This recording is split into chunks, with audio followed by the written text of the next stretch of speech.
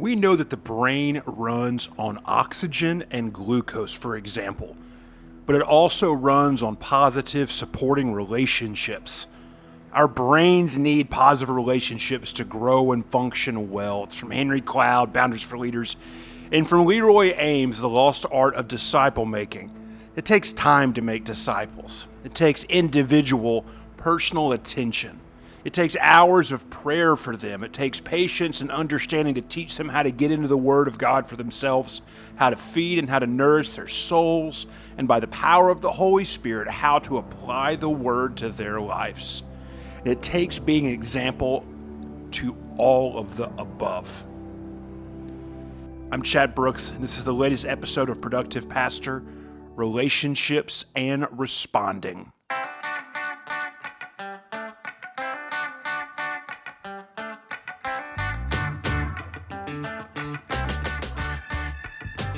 What's up? Chad here. Welcome to the latest episode of Productive Pastor. So let's talk about relationships. They're one of the most obvious parts of ministry, but also one of the ones that folks struggle with. And all of us are typically trying to figure out how to manage them.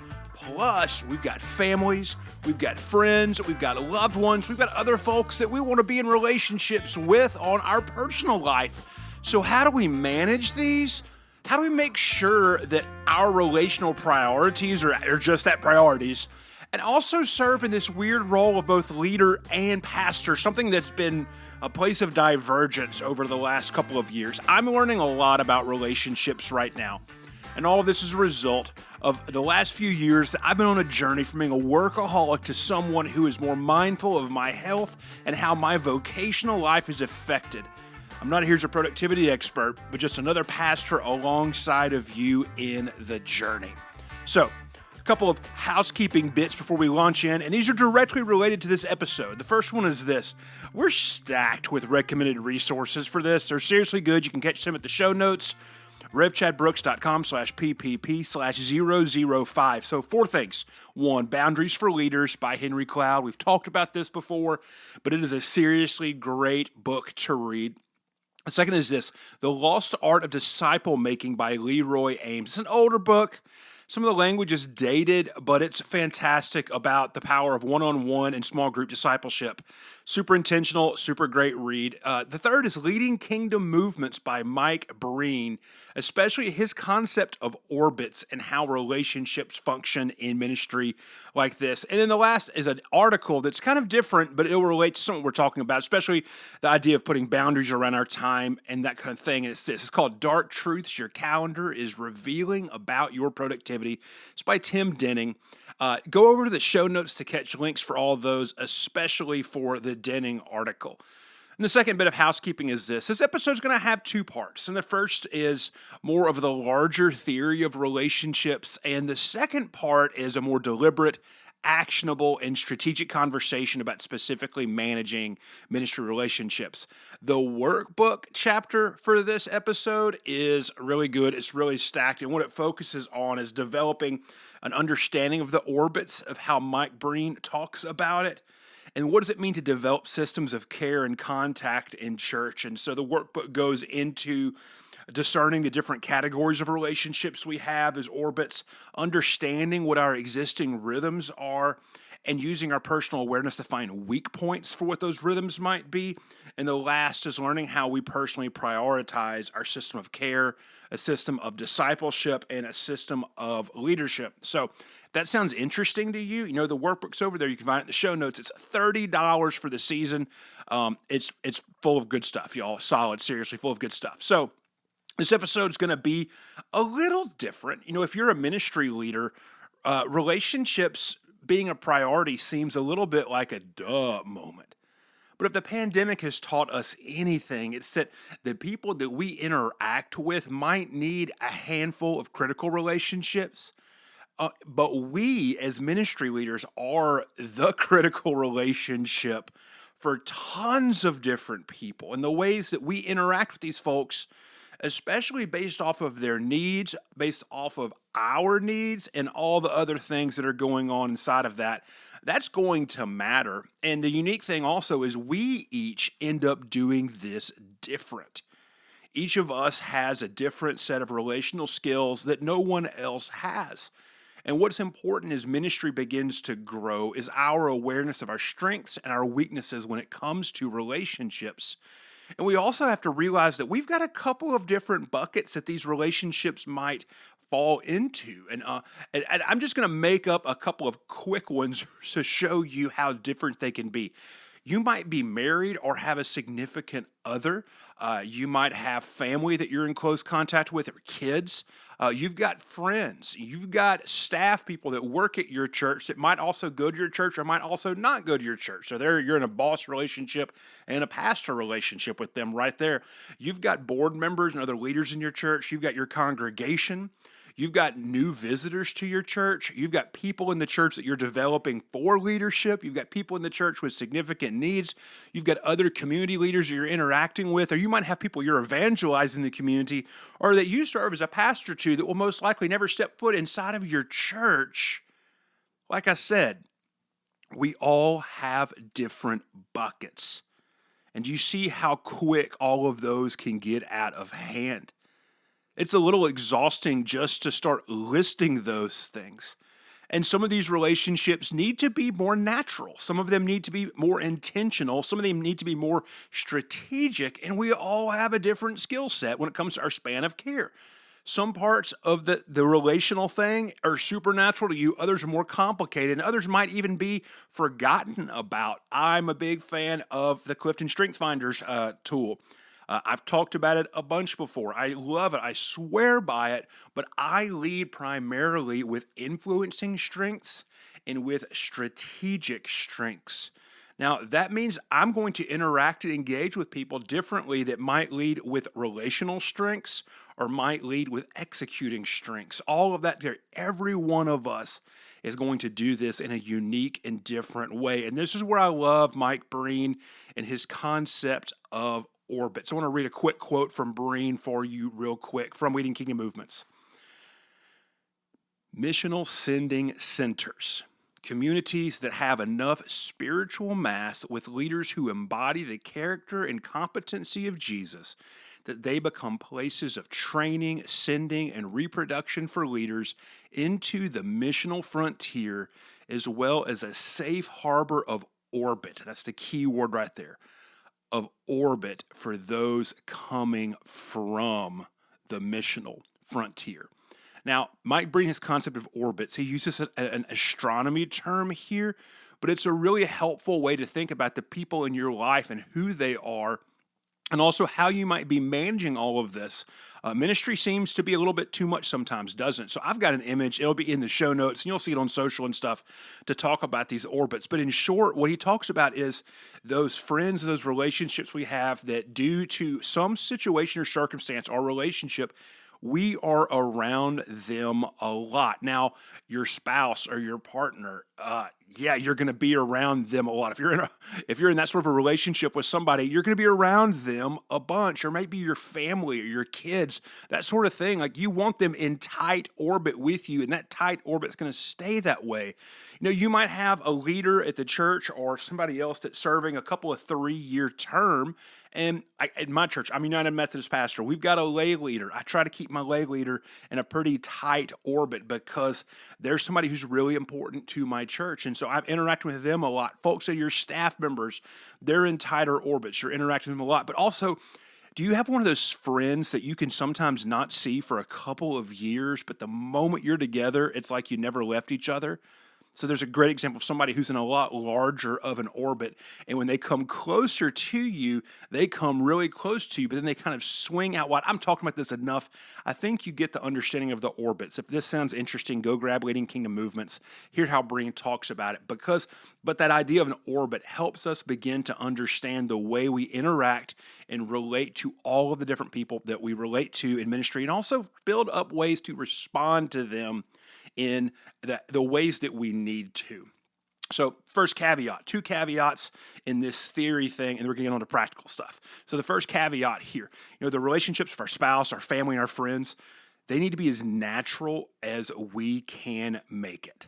Now, yeah, we might have a few priorities in the ways that we're intentional, but I do think that healthy things happen when we begin to separate and to put some sort of a boundary around our spouse, our family, our friends, our significant other, that sort of a thing. We've got to have that there, and we have to draw that line. When we have to have those relationships being sane and being whole.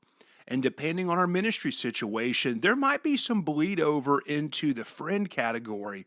But all I'm going to say is that we need a really healthy level of boundary here. There's been a lot of articles written about this over the last few months, talking about ministry relationships and pandemic, that sort of thing.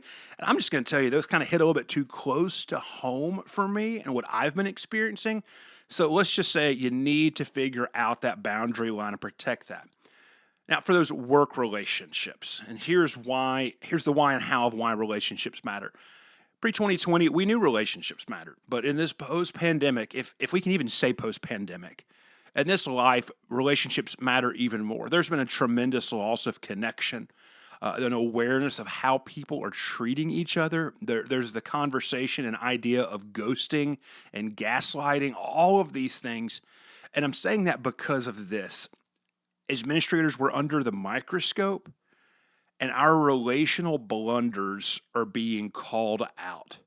Now, a lot of us are aware of this, but to be intentional and where and how our weak spots show up is just that. It's an intentionality and awareness of weak spots. It doesn't mean that we become perfect in those.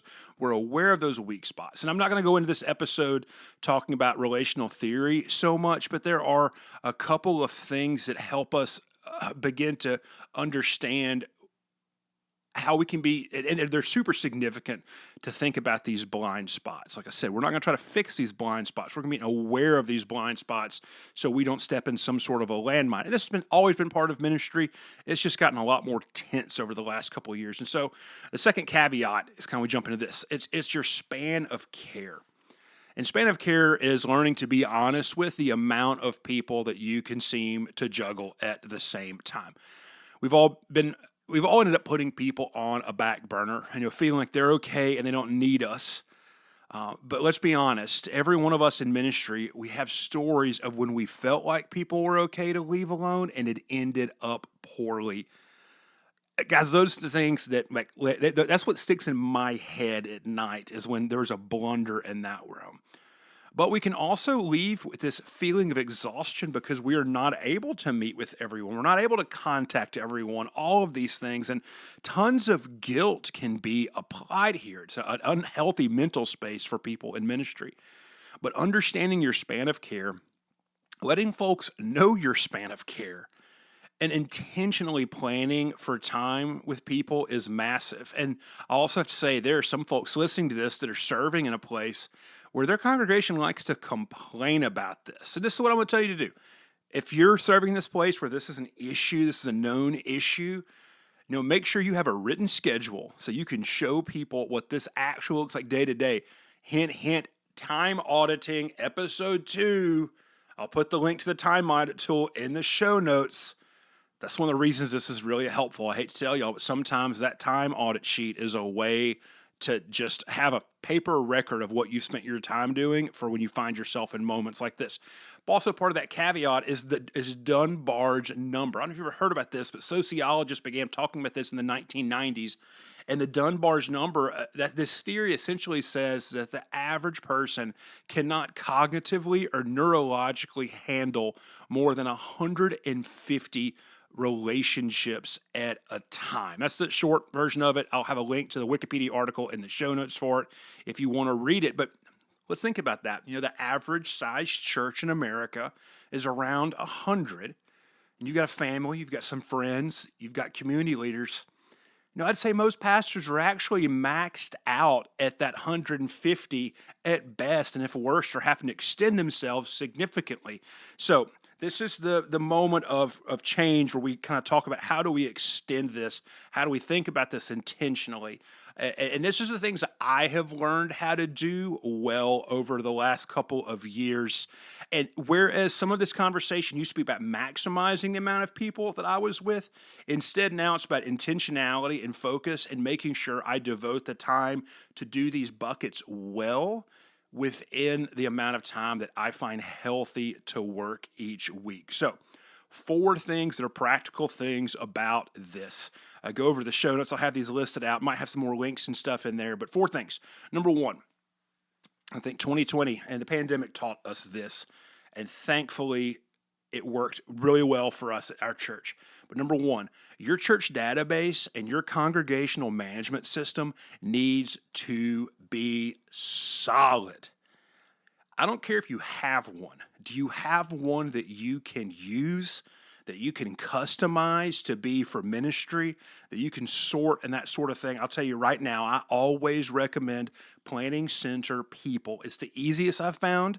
It's 100% free, and you can customize it to do whatever. Years ago, I ran a mini course helping about 10 pastors to go through customizing out Planning Center database for their churches.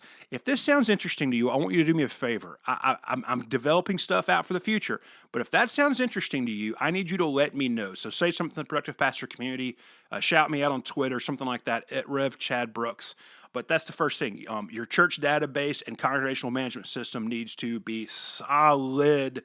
And thankfully, this saved our tokuses several times during the pandemic because it allows you to communicate with people.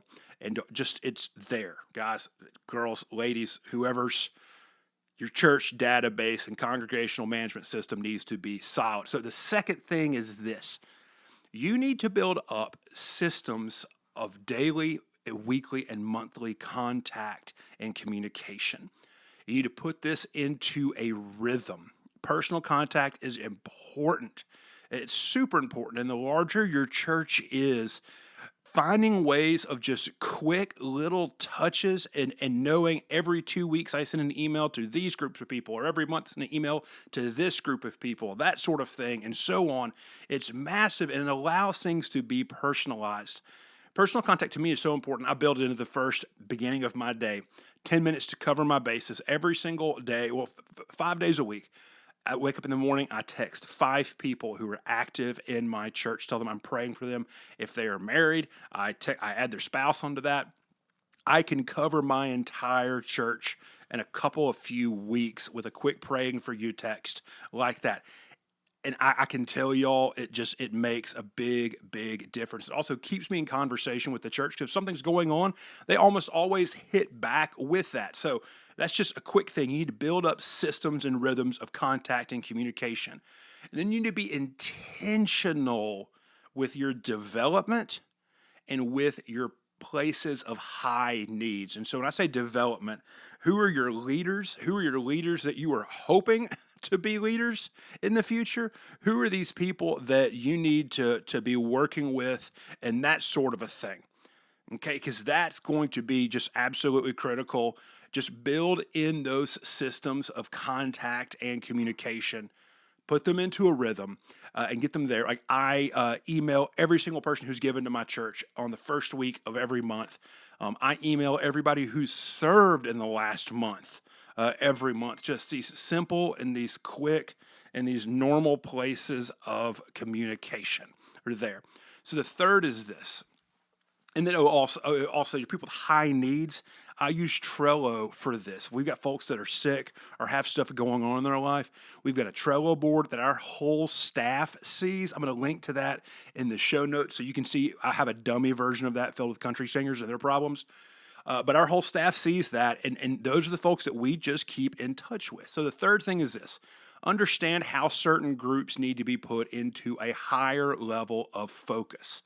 Okay, you got a couple of groups in your church that it would be most helpful and beneficial to do this. The first one is this: new people. How are you as the pastor, and how's the rest of the staff and the leadership, that sort of thing? How are y'all interacting and engaging with new people? Build up a quick system for this. It doesn't take that much time, a handful of touches, some coffees, maybe lunch after church, but just build that into a rhythm. And you get the people who have high level needs that are going through stuff. I talked about that a little bit earlier, but build out what it means to share that responsibility, because that's the thing. That's a place where others can be doing so much of this work. Just your awareness that's a great way to kind of scale ministry a little bit. And Trello this out. Develop it. systems, your leaders, who are your board members, who are your future board members, who are the people you are discipling. And what this looks like is just saying, hey, on Mondays, I'm going to contact new people. And I'm going to take a couple of minutes to do this. On Tuesdays, I'm going to reach out to my current board members or a handful of board members, write them a note, write them a card, give them a high five, try to have lunch with one of them once a week. I'm going to look my folks with high-level needs. I'm going to take every 30 minutes every afternoon whenever you're like your time where you're maybe not be at your best. I'm going to schedule some time for a couple of phone calls, those sorts of things, to keep in touch, keep in loop with those people. If anything, the pandemic has made people not really be so wild about getting visited, and so you can take this out, but build up repeated systems for all of these things. Make sure you make notes, make sure you save these things, but how can you apply attention to these groups in a regular, rhythmic way? And then the last thing is this: a regular rhythm of face-to-face contact with people.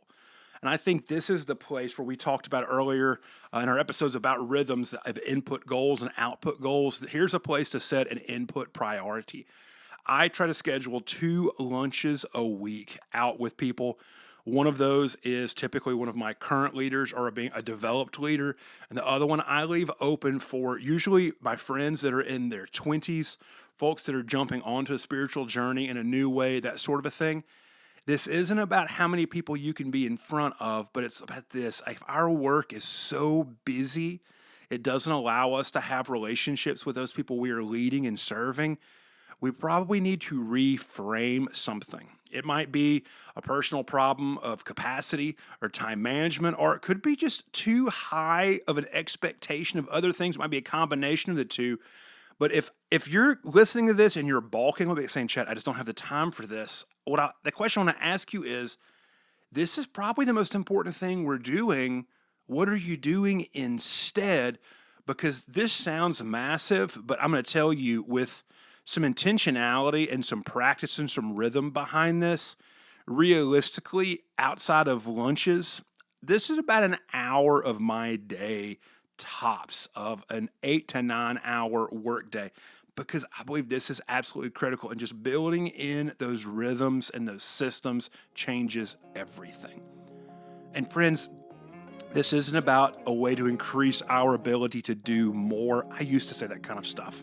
Hopefully by now you're hearing me turning that leaf over, but this is about us covering our weak spots. It's also about the places where my friend Steve James calls our unintentional incompetencies. You know, we typically allow the things that are the most important in our life to fall aside as we live and deal with the daily grind, because we think, hey, I'm good at that, or that's already important, or that's going to just keep on trucking. I don't need to focus on that so much. Relationships so many times in ministry can take the back burner because we think that they all need to be natural, and relationships should be natural, but they also should be intentional. And we need to realize what our role is inside of one of the most complicated jobs in the world. Most jobs don't require the level of an emotional span of care of ministry. We all have a limit.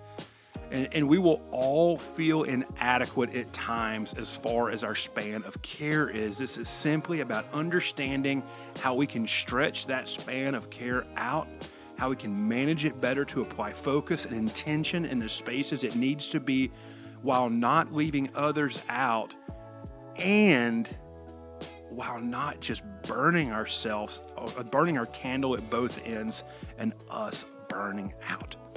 So that's it. Relationships and responding.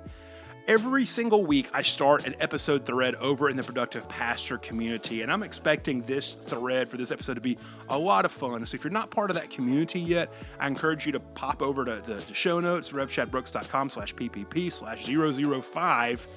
Get the link to join the community, or just search Facebook Productive Pastor Community. It's a lot of fun. It's a space for us to talk about some of the practicalities of these things. Also, if you've not grabbed the workbook, this is a great episode and module to talk about the benefits of that workbook and what that looks like. So in our next episode, episode 6, and I think that this is the last episode in the first half of the first season, and it's about preaching. We're finally going to have the preaching conversation. Everybody, let's talk about preaching. But this will kind of wrap up just like this episode. It's been half theory, half practical. The first half of the first season has been theory, and then we're going to go super, super practical with the second half of this. So preaching is what we're going to be talking about next week. If you're still hanging on to this, thank you so much. And do me a favor, share the podcast with your friends. It's the biggest way for us to get the word out for other folks. But I'm Chad Brooks, and I will see you back in the next episode.